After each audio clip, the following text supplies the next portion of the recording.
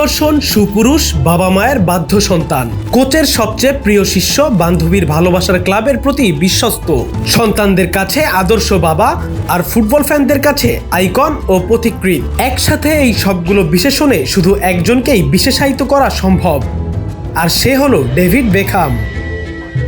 অনেকের কাছে বেকহাম সর্বকালের সবচেয়ে সুদর্শন ফুটবলার, আবার মেসি, রোনালদো কিংবা কাকাদের আগে সবচেয়ে বড় ব্র্যান্ডও ছিলেন তিনি। এখনও বেকহাম নিজেই একটা ব্র্যান্ড। বহু বিশেষণের ভিড়ে মানুষ প্রায়ই ভুলে যায় যে বেকহাম ইংল্যান্ড তথা ফুটবল ইতিহাসের অন্যতম সেরা ফুটবলার আর অসাধারণ একজন মানুষ। ফুটবল ইতিহাসে গুটি কয়েক ফুটবলারই আছে যারা বেকহামের মতো নিখুঁত ক্রস কিংবা লং বল দিতে পারত। ফ্রি কিকে বেকহাম ইতিহাস সেরাদের একজন। ওয়ালটন এয়ার কন্ডিশনার এক্সচেঞ্জ অফারে স্প্লিট এসিতে 23,000 টাকা পর্যন্ত নিশ্চিত ছাড়।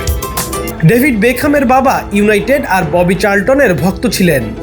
স্বপ্ন দেখতেন ছেলেকে পেশাদার ফুটবলার বানানোর। কঠোর বাবার হাতেই ফুটবলের সব হাতেখড়ি আয়ত্ত করেছিল এই তারকা ফুটবলার। লাজুক হওয়ায় বন্ধু বান্ধব ছিল না। বাবার সাথে বাড়ির পেছনের ফাঁকা জায়গায় ফুটবল খেলেই কেটেছে বেকহামের শৈশব।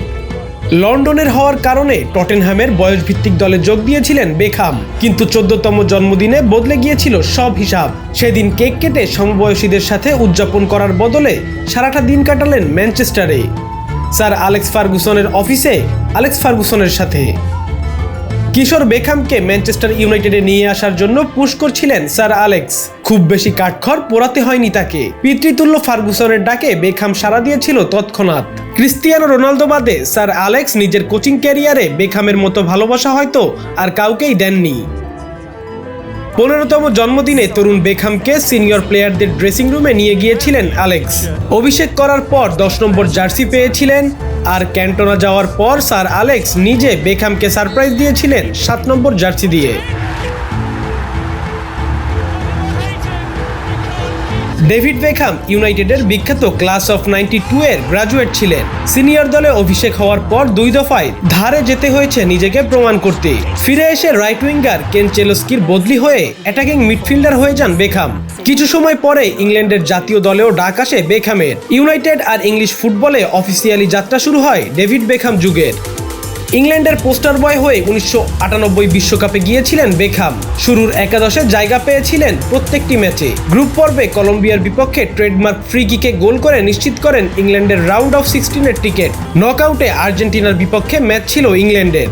বেকহামের বান্ধবী ভিক্টোরিয়াকে নিয়ে কটূক্তি করেছিল আর্জেন্টিনার মিডফিল্ডার দিয়েগো সিমিওনে। মেজাজ হারিয়ে লাথি মেরে বসলে রেফারি লাল কার্ড দেখায় বেকহামকে। মাঠ থেকে বেকহাম উঠে যাবার পর ইংল্যান্ড আর ম্যাচে ফেরেনি। বাদ পড়ার পুরো দায় ইংলিশ কোচ চাপিয়ে দেয় 22 বছরের তরুণের ঘাড়ে। ইংলিশরাও বেকহামকে বানিয়ে দিয়েছিল ন্যাশনাল ভিলেন। পরবর্তী 2 বছর বেকহাম যেই স্টেডিয়ামে গিয়েছে অশ্রাব্য গালিগালাজ দুও শুনতে হয়েছে। বহুবার পেয়েছেন মৃত্যুর হুমকিও। শুধুমাত্র স্যার অ্যালেক্স ফার্গুসন কাছে টেনে নিয়েছিলেন তাকে। বেকহামও তার প্রতিদান দিয়েছিলেন ম্যানচেস্টার ইউনাইটেডকে ট্রেবল জিতিয়ে। চ্যাম্পিয়ন্স লিগের ফাইনালে ইউনাইটেডের কামব্যাক গোলের অ্যাসিস্ট ছিল বিশ্বের জনপ্রিয় এই ফুটবলারের। পিতৃতুল্য স্যার অ্যালেক্স ফার্গুসনের সাথে বেকহামের সুসম্পর্কের মধ্যে সাময়িক ছেদ এসেছিল স্পাইস গার্লসের লিড ভোকালিস্ট ভিক্টোরিয়া অ্যাডামসকে বিয়ে করা নিয়ে, বিভিন্ন ফ্যাশন ব্র্যান্ডের সাথে কন্ট্রাক্ট সাইন করা নিয়ে। অ্যালেক্স চায়নি যে বেকহাম রেগুলার মিডিয়া কাভারেজ পেয়ে বকে যাক। বেকহাম কখনো বকে যায়নি, কিন্তু এই ইস্যুটাই বেকহামের ইউনাইটেড ছাড়ার কারণ হয়েছিল।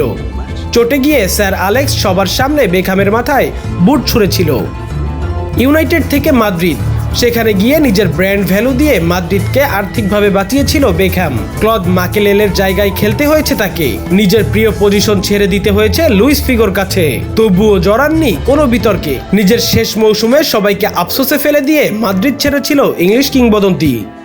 আমেরিকার ফুটবলের যে উন্নতি, বর্তমান সময়ে যে পেশাদারিত্ব নিয়ে খেলা হয়, তার মূল কাণ্ডারি ডেভিড বেকহাম। শেষে প্যারিসে এক মৌসুম কাটিয়ে তুলে রেখেছিলেন নিজের বুটজোড়া। শেষ মৌসুমে বেতন না নিয়ে সব দান করে দিয়েছিলেন চ্যারিটি ফান্ডে। একজন ফুটবলার সুদর্শন হবার কারণে যখন মিডিয়ার কাভারেজের কেন্দ্রবিন্দুতে থাকে কিংবা অসাধারণ ফুটবলীয় মস্তিষ্ক থাকে, তখন প্রায়ই বকে যাওয়ার ঘটনা ঘটে। কিন্তু বেকহামের মধ্যে এই অহমিকা কখনোই আসেনি। বেকহাম ছিলেন নম্র, গুরুর বাধ্য শিষ্য, এক নারীতে আসক্ত পুরুষ, একজন অসাধারণ টিমমেট ও একজন ভালো মনের মানুষ।